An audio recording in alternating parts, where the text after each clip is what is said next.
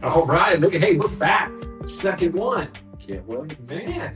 Yeah, I'm flying. you guys were missing us so much, and then we just had to come through with this first of the finance piece of this, right? Yep. Okay, so the way we figured this out that we would do this is that I would kind of act like, well, actually, it would be more like acting like I'm normal, which is that I don't know a lot about this area. I know a bit, but a lot of it you've taught me. Yeah. And so I really owe a lot to you as far as helping me get myself together financially. And so what I'm going to do is I'm going to basically ask some questions and then let you educate all of us as to what we're doing in the financial area. That's great. Right. Yep. And now my background is fitness, as we mentioned in our first video, and that's the part where I will kind of take the lead on areas that we can improve in our fitness, because that's definitely an area you also are experienced in. So you'll have a lot to be able to share there. My experience when it comes to finances is obviously is going to be more in the owning a small business, and having come from the corporate world, dealing with the 401k and matching, and then what do you do with that 401k once you're done with working in that area. So that kind of stuff was all very important and new for me as far as what to do with that. So, but for the average listener who might be joining us, even for Jordan, who's really early, your grandson, who's 15 years old, is going to be listening to this. This is going to be valuable for him too, Yep. right? Because someone at 15 years old, if they can get their finances under control and like have a view for like what they're doing it for, I think, man, Jordan could be a really wealthy guy. He just has to get a job first when he's 16. Sure, you need a job. You need a way to make money, right? Because Jordan's number one asset right now is time. The only salary he has right now is mowing my grass on the weekends. So. Yeah. Oh, Jordan's got so much time that you just got to start packing away that money and start working for him. Okay. So, but anything you want to add before I ask the first silly question about finance? No, I mean, what I'm going to do with all this stuff is we listen to the news, we watch whatever channel we like, and there's always tax information, there's always financial nuggets that happen in the news, there's terms that we understand, don't understand. We go to work, they put forms in front of us to sign up for certain programs and savings programs and tax exempt, all this stuff. Yeah. And so we just want to kind of over time boil all this stuff down, and if you watch enough of these videos, I mean, we're going to hit on so many topics, in future videos that something should bring home to you. Oh, yeah. Should ring familiar with you. But a lot of it is there's so much financial lingo out there that people don't understand, and I know because I get a lot of the questions, and just when I'm in casual conversations with people, some of it I don't even understand. So just turn it off. Yeah. So I mean, do you really have to know all this stuff to build well? I don't think so. I mean, I didn't know all this stuff, and I've done okay over my life, but yeah, I just hope to maybe bring some clarity to the stuff you're maybe hearing in the news that really affects you and that you need to probably pay more attention to that may have just blown by you while you were cooking dinner or whatever. So, that's what I like to do with this whole thing. Just kind of cover those types of topics. Yeah, and like keep it basic for like the average guy. I mean, because most of the people who are going to be watching us will likely be in similar boats, right? Yeah, they'll be in their 40s and 50s. We obviously want to speak to those who are just starting out, but they'll probably be watching other types of YouTube videos at 20 years old. But hopefully we've got some of you that are out there that are interested in this or in that age bracket. But for those of you who I think once you get to 40, you see things on the horizon that it starts to like trigger. Hey, how long am I going to be doing this working thing? So first of all, I mean, just in general, how many years do you think the average person is going to be working nowadays in a typical career? Yeah, I mean, it's probably going to be a little bit. It's going to be a while. The problem with it is that when you're 20 and 25 and 30 and 35, you're not really thinking about retirement. You're just kind of trying to keep your head above water at work, trying to get the next job, the next promotion, what have you, and you don't really have a lot of direction. Talk to young people over the years, and the last thing they want to talk about are 401ks. I can't draw things up till I'm 59 and a half, and I'm only 29 right now. And so, I don't think I could make the sacrifice for the next 30 years. And I tell them, I say, you got to blink your eyes, you're going to be 50. So, Yeah. I will tell you, doing this for a long time, I mean, and this is no big deal, but I mean, this is breaking news or anything, but the younger you start, the better. So the younger you start, because the power of compounding, as you've probably heard before, is the most powerful weapon you have. And time and earning power is the most powerful thing you have. The longer you save, the longer you invest, the better off you're going to be in the future. And that's just kind of common sense. But how do you do that? How do you get started on that? That's what we're hoping to kind of cover on. So for Jordan, he's got lots of time. He's gonna, if he starts putting away, he can really lean on compounding interest. He can really see that money work for him as he continues to grow. But for those of us who are 40 and 50 years old, and hopefully we've got something squirreled away, this is becoming something that's a bit more urgent, especially once you get into your 50s. It really the pressure starts to mount as to, and you also feel it physically, because when this is about fitness as well. You start to feel it physically when you get into your 50s. You start to feel like the energy levels are not where they used to be. True. And so that's a reminder for you that, and the gray hair is another reminder that, how much longer are you going to be doing this work thing?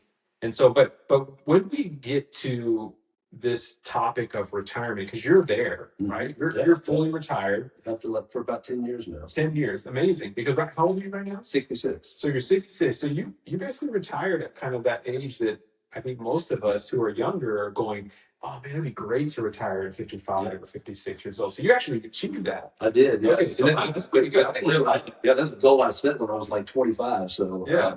And then the closer it got, I didn't think it was going to happen.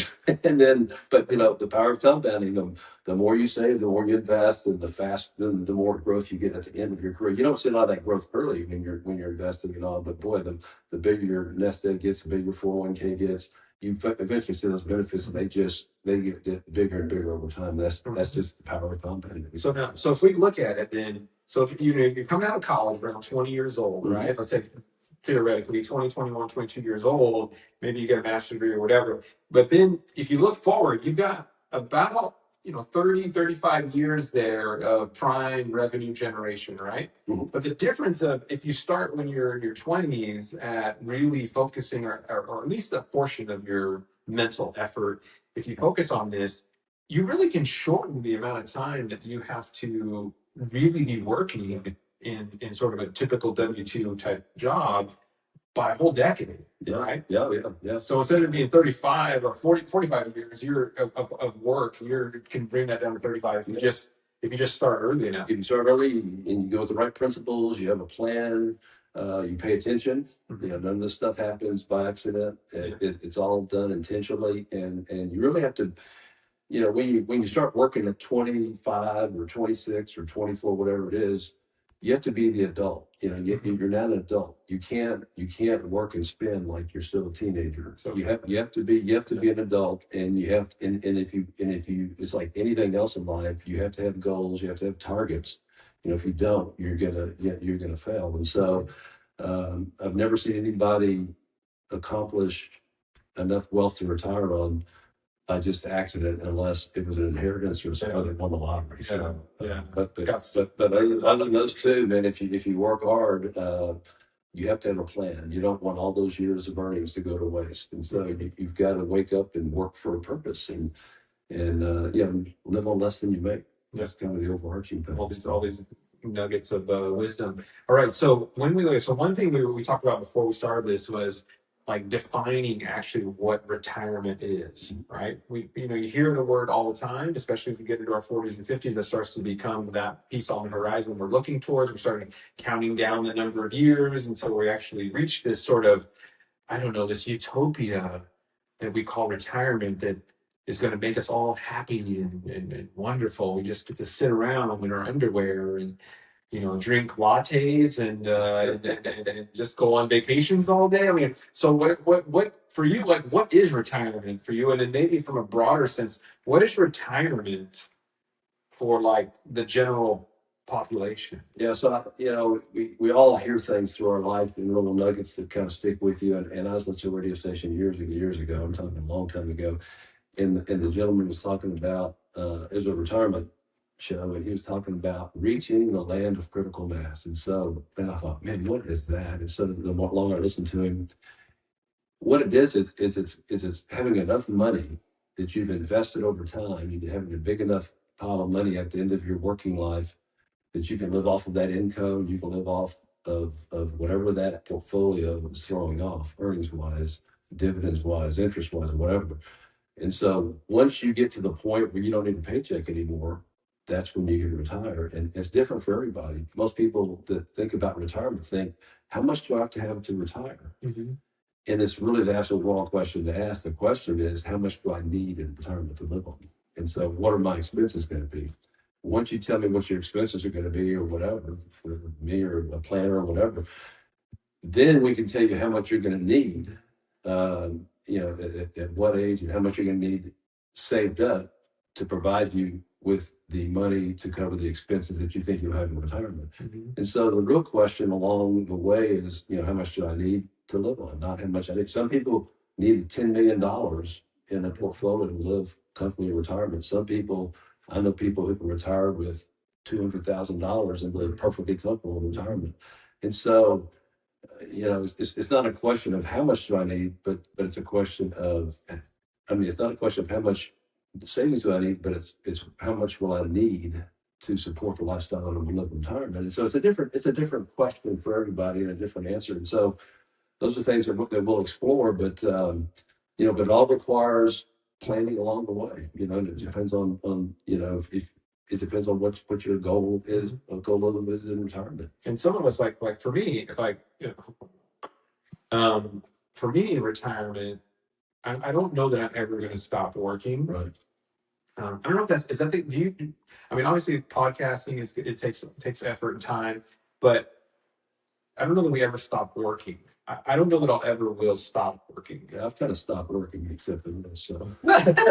So, okay. So I get up in the morning. I kind of do I kind of get up when I want to do what I want to do. But yeah, but some people that have careers and maybe own businesses like you that just love what they do. Right. And there's nothing wrong with that. They just want to continue doing that forever in retirement, and that's a perfectly suitable plan. The great thing with that plan, you don't need as much saved up, right? Yeah. If you're going to have an income, because you've got something already come in. The problem is as you get older, it's hard. Are you going to be able to continue working the same amount you're working now? And that's where the fitness stuff will come into it. So can a 70-year-old do the same thing as you're doing at 50? And you still want to get up at 4:30 in the morning and go to the gym when you're 70 or 75, and so it's a different kind of question and answer for everybody, and everybody thinks that they're going to be able to work forever. And some people can work. I see people all the time working at 80 and 85 years old. They may not be doing what they want to do, but they probably didn't save up enough along the way.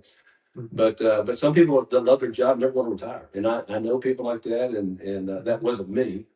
As an accountant, it's not the most exciting occupation to do your whole life, and so for me, I never counted days down because I did enjoy the job I had and the company I worked at. But when the numbers made sense, it was time for me to cut it off. And start doing some of the things that I really wanted to do. And so I've just enjoyed the heck of the last 10 years. I've stayed busier than I don't even know how I work, to be honest with you. So yeah, well, yeah. So it is. I guess in summary, what we've heard here is that retirement is something that's different for everybody, but the general principle is that you need to make sure you have enough saved and enough money working for you to be able to pay for whatever it is that standard of living you want to have after you leave whatever is the primary revenue generator in your life. Right. Exactly. And some of us, we may want to continue working as long as we can, or for me, it's really having the freedom to choose